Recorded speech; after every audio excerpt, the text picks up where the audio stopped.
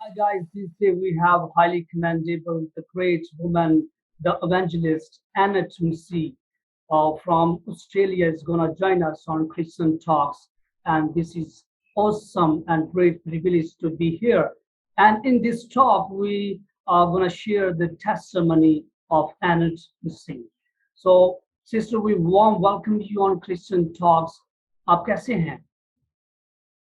जी brother, खुदावन की तारीफ हो, मैं ठीक हूँ। खुदावन का शुक्र है। आप सुनाएं, आप कैसे हैं? Yeah, good to praise the Lord. So, sister, I'm pretty excited to listen your testimony, how God did work in your life. So, how you came to Christ. Now you can share your testimony. चलें, ठीक है brother. सबसे पहले तो आप सबको, सुनने वालों को मेरी तरफ से सलाम। और जिस तरह ब्रदर ने ये मेरे से सवाल किया कि किस तरह मैं मसीह में आई, मुझे अभी भी याद है 2012 में मुझे इन्फेक्शन हो गया था, लंग्स इन्फेक्शन 2012 में। और जब वो मुझे हुआ था तो मैं हॉस्पिटल में दाखिल हो गई थी। और तब मैं दुखी हुई, क्योंकि मुझे हमेशा ना परफेक्ट चीजें पसंद है। मुझे हमेशा अपनी जिंदगी में मुझे कभी बुखार भी नहीं था होता, कभी नजला भी नहीं, ठीक है। लेकिन फिर मुझे एंड में जाकर 2012 में मुझे लंग्स इन्फेक्शन हो गया और दो तीन दिन मुझे हॉस्पिटल रहना पड़ा। और उस हॉस्पिटल के जर्नी में ही मैं इतना खुदा के करीब आ गई थी कि खुदा ने मेरी लाइफ को चेंज कर दिया उन हालातों के वसीला। और फिर जब मैं उस दिन रात को, जिस दिन पहला दिन था मेरा हॉस्पिटल में, तो मैं वहां पर बड़ा ज्यादा रोई खुदा से कि ये क्यों हुआ मेरे साथ, क्यों हो रहा है ये वो ना। क्योंकि मैं हमेशा अपनी जिंदगी में ना चीजों को ना परफेक्ट देखना चाहती हूँ, लाइक ठीक तरह से सुकून में, ठीक है। फिर जब पहली रात थी मेरे हॉस्पिटल में, बड़ा खुदा में रोई। और फिर जब खुदावंद के आगे रोई हूँ, तो फिर खुदावंद ने मेरी जिंदगी में एक चेंज लेकर आया। एक खुदावंद ने मेरी जिंदगी में एक नया काम किया। खुदावंद ने मेरे दिल को ही बदल दिया उस रात को। और फिर किस तरह से मैं और ज्यादा खुदा में मैं होना शुरू हो गई थी। मैंने गीत लिखा। उस 2-4 दिन बाद जब मैं हॉस्पिटल से वापस आई, मैं खुदा में हो गई। मैंने गीत लिखा। मेरा सारा जो सवालात थे, जो खुदा से करने थे, या जो कंप्लेंट्स थी खुदा से करने वाली, मुझे याद भी नहीं थी कि मुझे खुदा से कंप्लेन करनी है। खुदा की मर्जी को समझकर मैंने उस चीज को क्या कर लिया, कबूल कर लिया कि हाँ, खुदा की यही मर्जी है। मेरे हालातों की वजह से, कहते हैं ना कि इंसान के हालातों की वजह से खुदा उन्हें अपने करीब ले आता है। खुदा ने मेरे हालात को इस्तेमाल किया, क्योंकि खुदा का मेरी जिंदगी के लिए बहुत बड़ा मकसद था। तो खुदा ने उन हालातों को इस्तेमाल करके मेरी जिंदगी में काम किया। आज मैं शायरियां भी लिख लेती हूँ, आज मैं गीत भी लिख लेती हूँ, आज मैं प्रीचिंग भी कर लेती हूँ, आज मैं कीबोर्ड भी बजा लेती हूँ, वर्शिप वगैरह भी कर लेती हूँ। ये सिर्फ अगर वो हालात मेरी जिंदगी में ना आते तो शायद मैं आज यहाँ पर ना पहुंच पाती। इसलिए खुदा ने उन हालातों को लेकर आया मेरी जिंदगी में, उस बीमारी को लेकर आया, ताकि मैं खुदा के और करीब चली जाऊं। क्योंकि बाज़ औक़ात ऐसा भी नहीं है कि मैं बड़ी गुनाहगार थी या कुछ ऐसा ही। आपको पता है आजकल फ़ॉर्मेलिटी वाले क्रिश्चियन ज़्यादा है। मैं भी उन फ़ॉर्मेलिटी वाले क्रिश्चियंस में, आप कह सकते थे कि खुदा के साथ कोई रिलेशनशिप नहीं थी। बस अच्छी थी।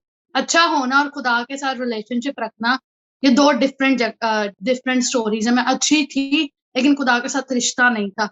और हम इस बात को बहुत अच्छी तरह जानते हैं, जो खुदा को फिर पसंद आ जाएँ, चाहे वो पापी इतने ज़्यादा ना भी हो, फिर भी खुदा उन्हें अच्छे लोग, खुदा के कलाम में क्या लिखा है?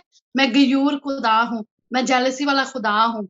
तो खुदावंद गयूर खुदा है। खुदावंद हमेशा जो अच्छे लोग होते हैं, उन्हें किसी न किसी हालात में से अपने पास ले आता, ताकि हम उसके लिए इस्तेमाल हो सके। इस तरह से मैं खुदा के करीब आई। बहुत खूबसूरत है, and we believe that God has always planned for us. और ओके, आमीन। आप हमारे साथ शेयर करें कि जब आपने मसीह यीशु को कबूल किया, उसके बाद आपकी जो लाइफ थी, आपने कैसा एक्सपीरियंस किया? Life after you received Christ, आप अब कैसा फील करती हैं कि मसीह यीशु को रिसीव करने के बाद कैसी लाइफ गुजर रही है? खुदावन के साथ चलने के बाद, यीशु मसीह को रिसीव करने के बाद मेरी ज़िंदगी इस टाइम बहुत ही ज़्यादा खूबसूरत है। और खूबसूरत इस तरह से नहीं है कि कुछ दुआएँ हैं जो सालों बाद भी कबूल हुई हैं, सालों के बाद। ठीक है, हम बाज़ों का समझते हैं खूबसूरत, इसका मतलब ये है कि हर दुआ जो खुदा के सामने लेकर गए तो खुदा ने पूरी कर दी। नहीं, ऐसा नहीं होता। खुदा के कलाम में भी यही लिखा है कि तुम खुदा की मर्ज़ी से अगर दुआ माँगोगे तो वो अपनी मर्ज़ी के मुताबिक पूरी करेगा, ठीक है? हम ये नहीं समझ सकते कि सब कुछ परफ़ेक्ट है तो इस तरह से खूबसूरत है। मेरी ज़िंदगी में आज सुकून है। मुझे खुदावंद से अगर मैं कुछ पूछूँ तो खुदा मुझे ख्वाब और रोया में बता देता है।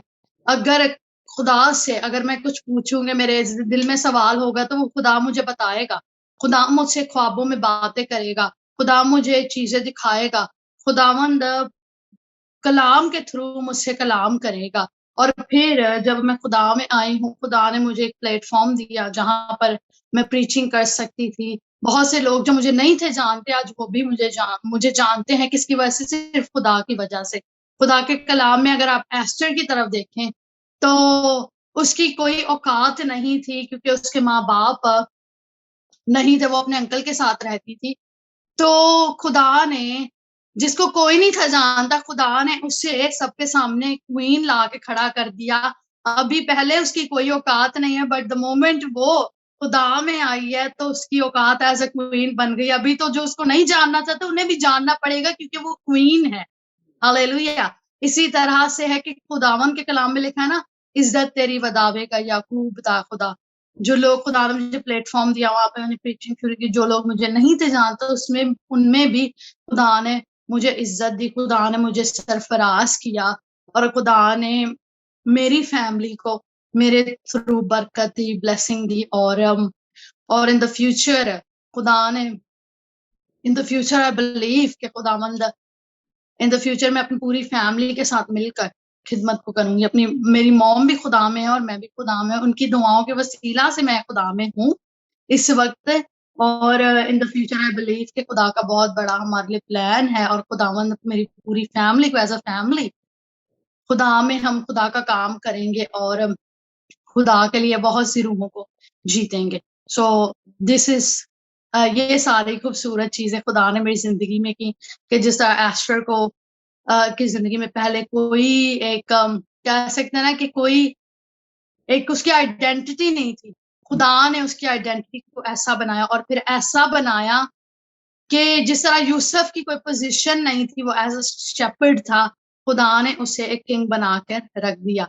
खुदावंद हमें वो खुदा ने मुझे वहाँ-वहाँ खड़ा किया है। मैं कभी सोच नहीं थी सकती कि मुझे हिलसॉन्ग कॉलेज में एडमिशन मिलेगा। ये बस मेरा ख्वाब ही था वहाँ पर जाके स्टडी करना। खुदा ने वो भी मेरी ज़िंदगी में पूरा किया। जब हम इस तरह से खुदा ने मेरी ज़िंदगी में काम किया, अपने कलाम के वसीला, अपनी बातों के वसीला। और आज खुदा ने मुझे उन पोज़ीशंस पर रखा हुआ है जहाँ पर मैं कभी सोच भी नहीं सकती। जिस तरह यूसुफ को पता नहीं था, वो समझा था कि अभी बस दिस इज़ फिनिश। हुँ, लेकिन याद रखें, जहाँ पर हम समझते हैं कि यहाँ पर ख़त्म है, वहाँ पर शुरुआत होती है। उस दिन शायद जब मैं बीमार थी, मैं हॉस्पिटल में समझ रही होंगी दैट दिस इज़ फिनिश, हुँ, लेकिन आज 10 साल बाद खुदा ने मुझे बताया कि वो स्टार्ट थी, वो फिनिश नहीं थी। वाह! वाह! That's amazing. सिस्टर आपकी जो हालेलुया। टेस्टिमनी है वो it's really it was so amazing और आई होप कि जो हमारे बहन भाई जो सुनेंगे तो वो भी उनकी ईमान को भी मज़बूती मिलेगी। और जब हम मसीह यीशु के पास आते हैं और जब उसे जानते हैं और अपने आप को सर्व करते हैं, तो डेफ़िनिटली जब हम अपने एक्सपीरियंस शेयर करते हैं, तो हम एक अच्छे एविडेंस होने का जो सबूत देते हैं। So, Sister, we आमीन। pray that God will give us a wisdom and clarity of thoughts through the power of Holy Spirit. और ये सबको आमीन। बरकत मिलेगी, I hope. Thank you so much for this great fellowship and your testimony on the Christian Talks. God bless you. Bye bye.